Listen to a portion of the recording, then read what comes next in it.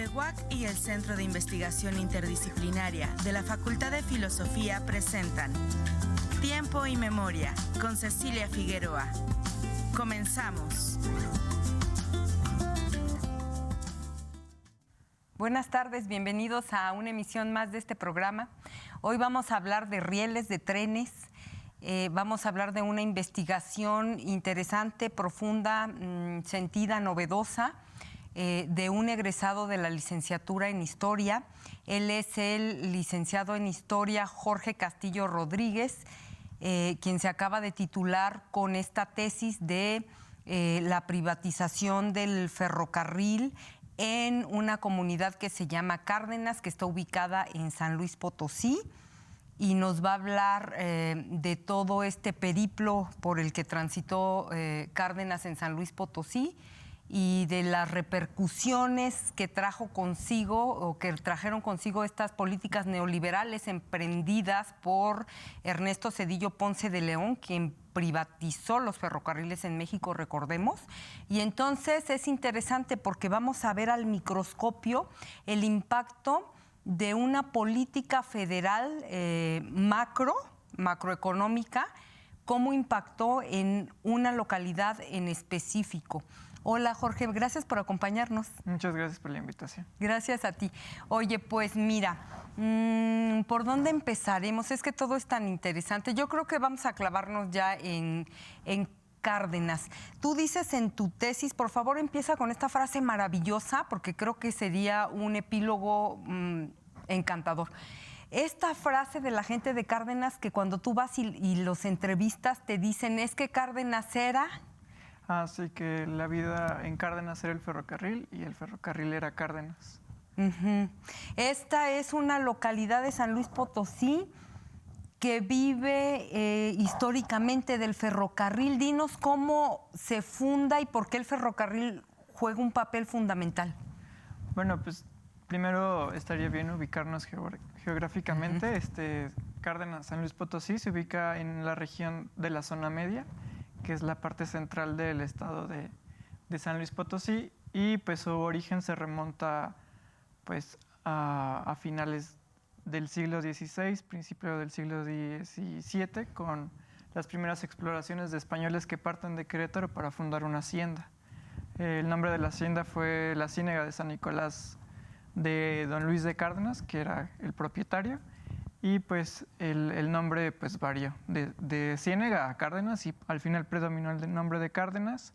No existen muchos estudios respecto a Cárdenas a lo largo de la hacienda, que empieza desde 1613 hasta 1920, pero el parteaguas de Cárdenas va a surgir pues a raíz de que el dueño de la hacienda, quien es gobernador del estado de San Luis Potosí, un gobernador porfirista, que también ocupa el cargo de secretario de Gobernación durante el gobierno de Manuel González, pues va a hacer este negocio con el Ferrocarril Central Mexicano para que pues, se pueda establecer en territorio de su hacienda una estación, como parte del proyecto de conectar los estados del centro hacia el Golfo de México, en este caso el puerto de Tampico.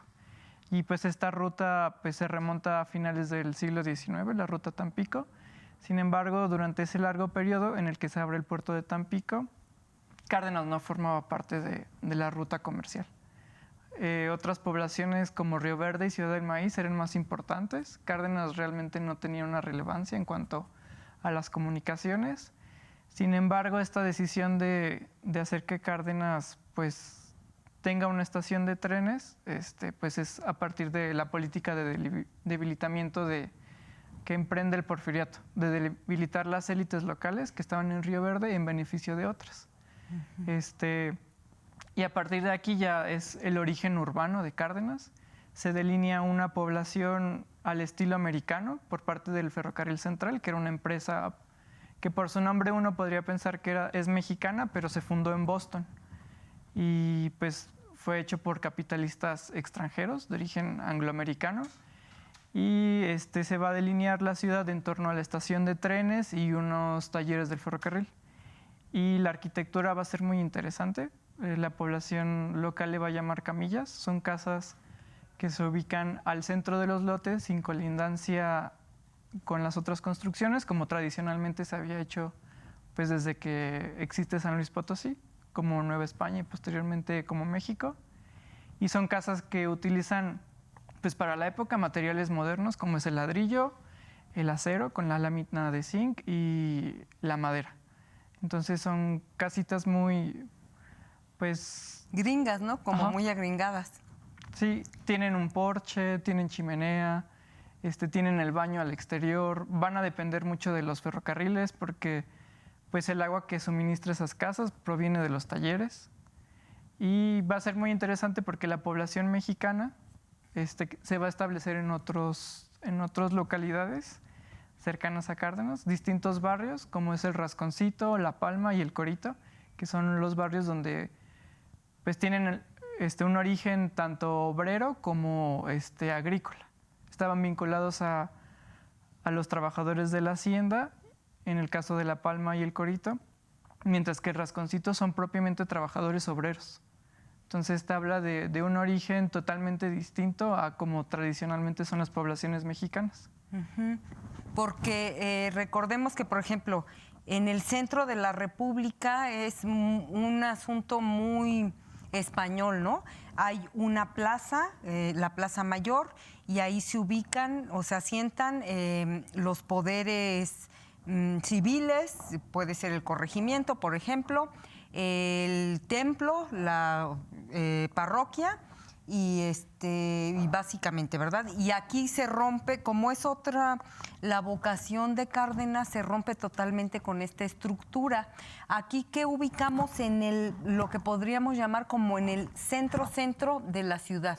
Como en el primer cuadro, o qué es el epicentro, ¿de dónde parte? Por ejemplo, en el caso de Querétaro, el epicentro de la traza es el Convento Grande de San Francisco. En el caso de Cárdenas, ¿es la estación? Sí, es la estación de ferrocarriles y su jardín adyacente, y enfrente están los talleres. Y a partir de ahí se delinea toda la ciudad. En la parte norte me parece que está la colonia americana, como si se llamó en un principio, y en la parte sur se van a ubicar estos barrios mexicanos. Jorge, y ahorita que hablas de esta delimitación, por un lado la colonia americana y por otro lado donde viven los cardenenses, ¿hay una sociabilización o no? Sí, sí llegan a haber ciertos contactos. De hecho, en Cárdenas hay ciertas herencias de esta cultura ferroviaria americana, como es el béisbol y las distintas vertientes del protestantismo. En Cárdenas se funda primero un templo presbiteriano que se llama Betel, incluso antes que la parroquia de la sede católica de Cárdenas, porque pues antes los cultos católicos dependían de Alaquines, que es un poblado ubicado más hacia el norte, y donde se oficiaban los ritos era en la capilla de la hacienda, pero la capilla se incendia durante la Revolución y hasta los años 20 se construye la primera parroquia, que hasta incluso el ferrocarril tiene mucho que ver en la construcción de la parroquia. Por ejemplo, la campana principal de esa parroquia se funda en los talleres, y para el caso del templo presbiteriano, pues quienes donan los mejores diezmos son los rieleros americanos. Okay. Y en el otro caso pues en las diversiones, pues está el béisbol. El béisbol está cerca de la estación. Y es un deporte muy arraigado y tiene muchísimo más tradición que el fútbol. Uh-huh. Oye, platícanos, porque hay una parte de tu investigación en donde tú obviamente no hablas en primera persona, sino que te refieres a un niño, y ese niño eres tú, porque tú eres de Cárdenas, que me llama mucho la atención cómo todo gira alrededor del tren. O sea, no es solo la plaza de la ciudad, la religión que es como más protestante, es nombres de calles, nombres de escuelas, festividades cívicas que para nosotros son un poco lejanas. Platícanos de eso, de cómo todo el imaginario colectivo, las tradiciones, gira en torno al ferrocarril. Bueno, existen varios símbolos en Cárdenas. Por ejemplo, está el escudo. En el escudo de Cárdenas, uno de los símbolos principales es una máquina del ferrocarril. y viene el año de 1898 y quien diseña ese escudo fue un profesor y un ferrocarrilero. En el caso de los colegios, pues destacan 2 de enseñanza básica, que es un kinder y una primaria. El kinder se llama Jesús García Corona, quien es pues un símbolo de los ferrocarrileros mexicanos. En el otro caso está la primaria Ferrocarriles Nacionales de México, pues que hace referencia a la paraestatal. Y bueno, yo cuando crecí en Cárdenas, pues ya no nos tocó pues vivir el tren de pasajeros. Sin embargo, mi papá trabajó en los talleres, mis abuelos trabajaron en los talleres, uno estuvo trabajando en las cuadrillas, él vivía en un vagón del ferrocarril y se la pasaba viajando pues en su vagón junto con su familia, y después se bajó y trabajó en la grúa. En otro caso tuve tíos que eran maquinistas y les tocó la transición de Ferrocarriles Nacionales de México a TFN y después a Kansas. Oye, antes de que nos hables de esa privatización, vamos a recordarle a los televidentes quién es Jesús. Es el héroe de Nacozari, el que háblanos de no es una leyenda, es un hecho histórico. ¿Quién es él y qué pasaba en tu primaria cuando era el aniversario del héroe de Nacozari? Bueno, en noviembre, en mi kinder hacíamos una ceremonia en el que simulábamos ese hecho histórico y heroico de Jesús García Corona. Él fue un ferrocarrilero de Sonora que le tocó pues salvar a la población de Nacozari cuando traía un cargamento de dinamita, saca a la población y explota la dinamita afuera del pueblo, pero pues el maquinista era Jesús García y él le dice a toda la tripulación que se baje. Y él, pues, digamos, es un mártir, se sacrifica y es un ejemplo del arrojo de los ferrocarrileros y su compromiso con la sociedad. Entonces, ahí cada año, en noviembre, pues un niño se disfrazaba de Jesús García Corona en un cochecito de cartón que simulaba ser una máquina de vapor, y en la parte de atrás le poníamos pues cohetes. Entonces, cuando tronaban los cohetes, simulábamos la explosión y era como pues un homenaje a los ferrocarrileros. Y pues mucha gente, muchos de mis compañeros del kinder y de la primaria, pues teníamos a un familiar, a un vecino o un amigo que estuvo en los ferrocarriles. Y en tu caso toda la familia, ¿no? Porque además tienes una parte de esa familia de la que hablas en tu investigación. Es importante porque también son restaurantes, también son hoteles, o sea, todo gira en torno al ferrocarril y en este tiempo de pasajeros. Entonces, es toda una economía sustentada en una sola actividad, que son los ferrocarriles, ¿verdad? Platícanos qué sucede al momento en que se privatizan los ferrocarriles, cuál es el contexto y qué sucede con la economía local, pero no solo con la economía local, sino con la forma de vida, pues cómo es trastocado todo esto desde la vida cotidiana, ¿no? Bueno, Cárdenas, pues por su origen es una ciudad industrial y siempre fue monoproductiva. O sea, la industria ferroviaria fue la predominante y pues a partir de la industria ferroviaria todos los sectores productivos dependían de él. El comercio, la hotelería, la educación, incluso la vida cotidiana en cuanto a los sonidos que marcaban el tiempo, el pitido del tren, de las calderas de los talleres. Incluso la estación de trenes pues era el lugar más ruidoso por los vendedores, por la gente que gritaba los productos que vendía, por el chiflido de la locomotora, por todos esos sonidos que ocurrían. Pues no solo era pues la estación de trenes y los talleres pues el corazón de Cárdenas, sino también su voz y su boca. Cuando ocurre la privatización, pues significa 2 cosas para Cárdenas. Primero es el cierre de los talleres de división para la reparación de material rodante, y segundo es la suspensión de los trenes de pasajeros. Estos van a tener un impacto brutal para Cárdenas porque las comunicaciones dependían totalmente de los ferrocarriles. En Cárdenas en ese momento, en la década de los 90, no contaba con una buena infraestructura carretera. Todo se movía por tren. Sí había una industria de camiones, pero no era tan fuerte como los trenes. Y la gente prefería pues viajar más por el ferrocarril, no solo por su costo, que era muy accesible, sino también porque era muchísimo más cómodo. Las carreteras en ese momento pues en muchos estados, muchos municipios del estado de San Luis, de la parte del oriente, como es la zona de la Huasteca y la zona media, pues era muy, muy difícil y de no tan fácil acceso. Entonces, cuando se quita el servicio de trenes de pasajeros y se hace exclusivamente de transporte de mercancía y de donde sacan más dinero es flete, pues digamos que Cárdenas queda marginada, queda aislada. Incluso una de las principales autopistas pues no pasa por Cárdenas, Cárdenas se conecta a través de un ramal, entonces eso no lo pone dentro de los caminos. Por otro lado, el cierre de los talleres, pues se despide mucha gente, muchos trabajadores de la noche a la mañana se enfrentan a una situación de desempleo y migran a otros lugares del país, en mi caso fue a Querétaro, otros se van a San Luis, muchos jubilados se van a Tampico también, y otro gran número de personas que no alcanzan ni la jubilación ni la liquidación, pues es pues poca y no logran reinsertarse por lo mismo de que los sectores productivos de Cárdenas pues dependían del ferrocarril, se van a Estados Unidos y a partir de ese momento la industria ferroviaria deja de ser el motor económico de Cárdenas y el vínculo con Estados Unidos empieza a surgir como el motor económico de Cárdenas a raíz de las remesas.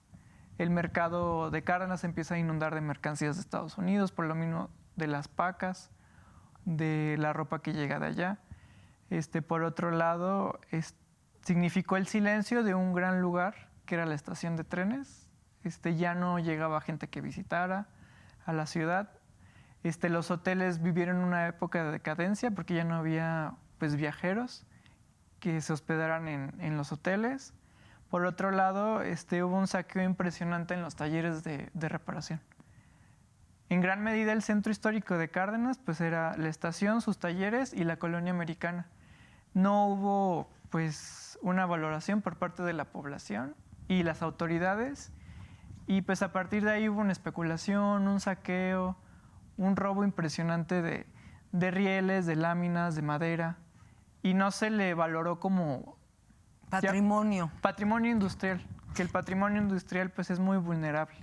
De hecho, tienes una foto impactante en donde está, por un lado, el Cárdenas ferrocarrilero y por el otro lado, el Cárdenas de ahora. Y en lugar de toda esta infraestructura bellísima, hay un baldío, o sea, la nada, ¿no? Destruyeron prácticamente todo. ¿Con qué todavía cuenta Cárdenas en cuanto a patrimonio industrial? Bueno, de ese gran parque industrial, entendido no solo como los talleres y la estación, sino también algunas casas, incluso escuelas. Por ejemplo, queda en mal estado una escuela de transportación. Queda la estructura de la de puentes y edificios, que era me parece que era una parte de los talleres. La estación de pasajeros, que actualmente es como una bodega. Enfrente está un gran baldío, que sería donde estuvieron los talleres. El antiguo edificio del sindicato, pues, vio pues, el paso de la modernidad. En cuanto a los estilos, pasaron de la madera y de esta construcción, pues, muy al estilo americano, a una construcción, pues, racionalista, de bloque y concreto, de varilla, que rompe totalmente con la tradición y el aura arquitectónica de Cárdenas. De las camillas, de las más de 25 fincas que existían, yo he contado 6 y solo 2 están en un buen estado. Las demás, pues, ya no lucen como antes. Y pues sí es algo nostálgico para quien llegó a ver cómo fueron los ferrocarriles. ¿Y viven ahí, en el caso de las 6 camillas, viven sí, ahí las personas habitan, todavía? Aún se habitan, e incluso otros restos de vivienda popular ferroviaria. Hay gente que sigue viviendo en vagones de trenes o en, ¿cómo se llama? Casetas. en las casetas de los trabajadores de ferrocarril. Una parte fundamental de tu investigación gira en torno a la memoria. Por eso tú haces lo que llamamos historia oral, es decir, vas y recoges los testimonios. Como historiador, Jorge, desde la parte humana, ¿con qué te quedas de esos testimonios? Pues de que la parte ferroviaria aún perdura en la memoria colectiva de los cardenenses. O sea, siempre que yo preguntaba respecto a los ferrocarriles, había este juego de pasado y futuro.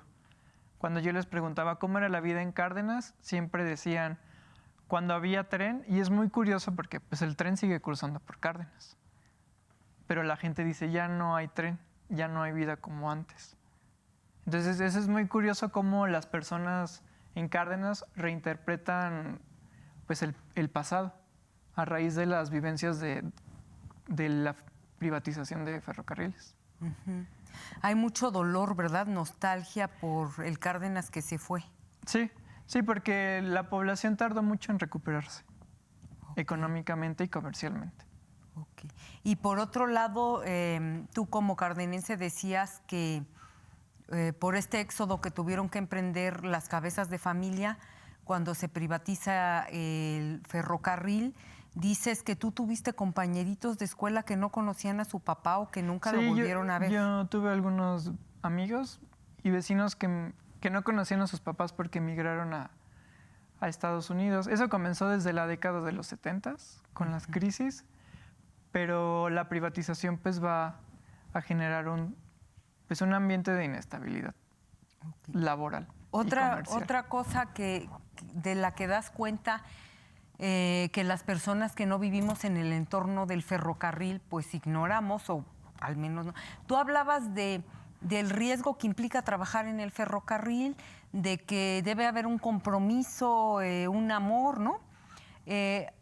Hablas de los mochos, que así les dices, que hay muchas personas que han perdido miembros.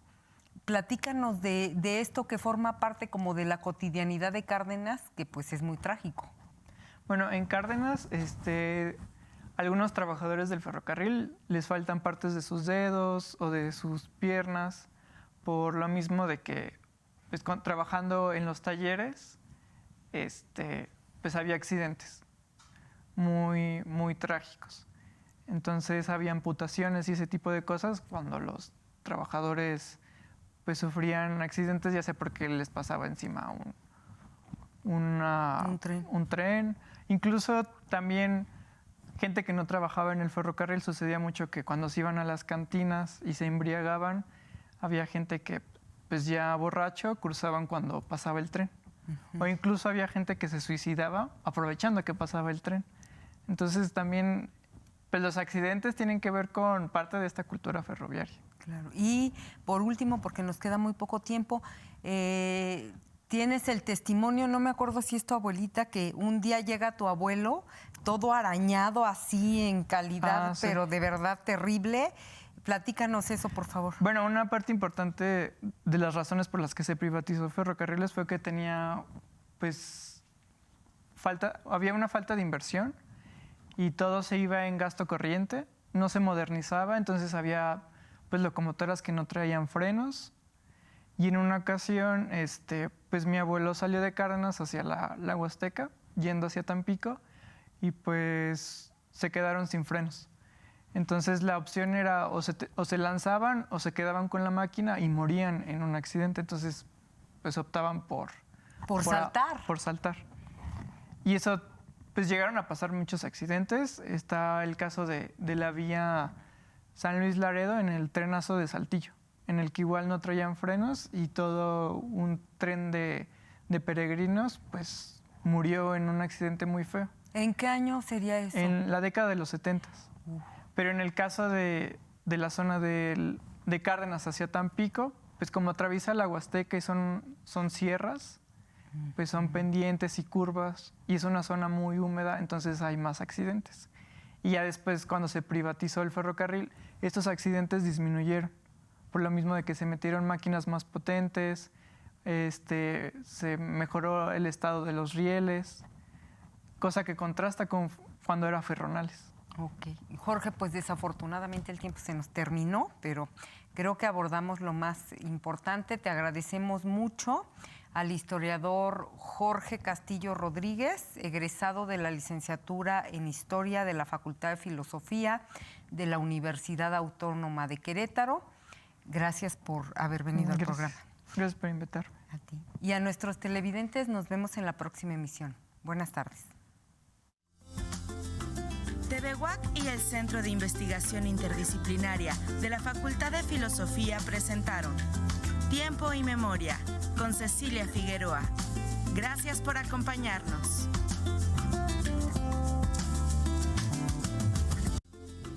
TVUAC y el Centro de Investigación Interdisciplinaria de la Facultad de Filosofía presentaron Tiempo y Memoria con Cecilia Figueroa. Gracias por acompañarnos.